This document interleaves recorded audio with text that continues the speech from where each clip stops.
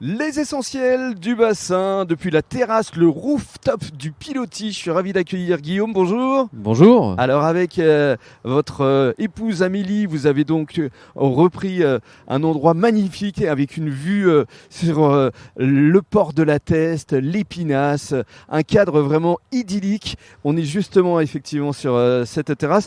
Alors on va parler d'abord de vous deux, de vos parcours respectifs, parce que la restauration, vous êtes tombés dedans depuis votre plus jeune âge. Tout à fait. On a commencé à 15-16 ans et est parti faire des saisons l'hiver, été et à travers un peu l'Europe pendant 15 ans. Voilà, c'est vrai que vous avez bougé un peu partout dans le monde. Vous êtes originaire, vous, d'Angers. Amélie, c'est Saint-Étienne-les-Vosges. Et vous vous êtes rencontrés à Val Thorens. C'est ça, tout à fait. Et en saison d'hiver à Val Thorens. Et votre premier enfant est né à Calvi. C'est ça.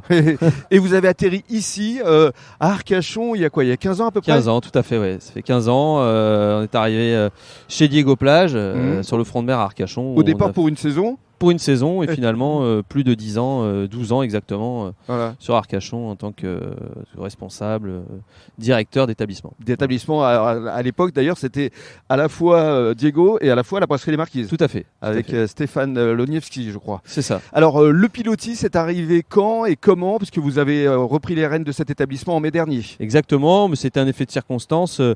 On nous a présenté la personne qui proposait ce fonds de commerce.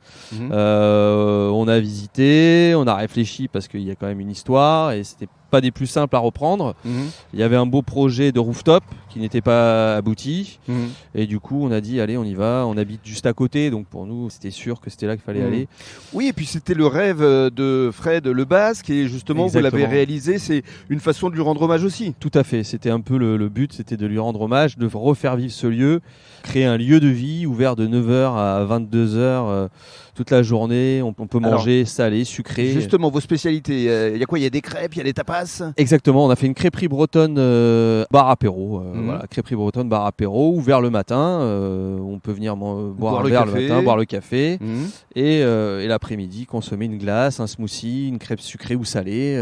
Voilà. Et vous vous attachez également à la qualité de vos crêpes, notamment à travers une farine bien spécifique. Tout à fait. L'idée, c'était pas d'avoir une qualité de crêpes basique, c'était plutôt d'aller chercher une farine avec des produits qui viennent de France, IGP donc, et travailler à la meule de pierre à l'ancienne. Donc on est sur vraiment des farines de qualité. Alors autre spécialité, vos tapas avec notamment un gravlax de bar. Gravlax de bar, oui. Ouais. Un gravlax de bar en tapas à partager. Ça donne envie. Voilà, on fait aussi du poulpe mariné et d'autres. Et des planchas également. Planchas, charcuterie ou poisson. Planches de charcuterie, fromage et planches de poisson. On peut y retrouver des couteaux en persillade avec une petite rillette de lieu noir ou chipiron également. Voilà. Et alors ce qui est formidable, c'est comme vous êtes très amis avec tous les ostréiculteurs qui nous font face, il y a beaucoup de clients qui vont consommer des huîtres chez eux et qui viennent pour le dessert. Tout à fait.